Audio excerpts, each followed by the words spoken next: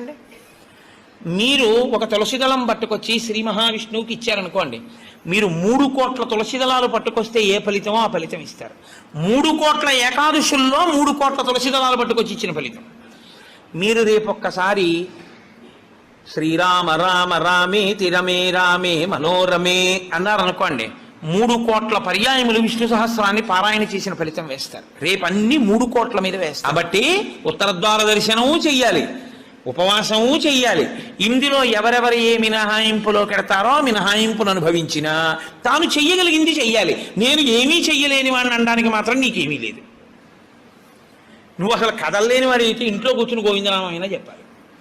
కాబట్టి రేపొక్క రోజు ఉదయం నుంచి కనీసం రాత్రి నిద్రపోయే వరకు జాగరణ చేయకపోయినా, నిద్రపోయే వరకు భగవన్నామమునందు మాత్రమే నిబద్ధుడయ్యుంటే అంతకన్నా భాగ్యం ఏముంటుంది?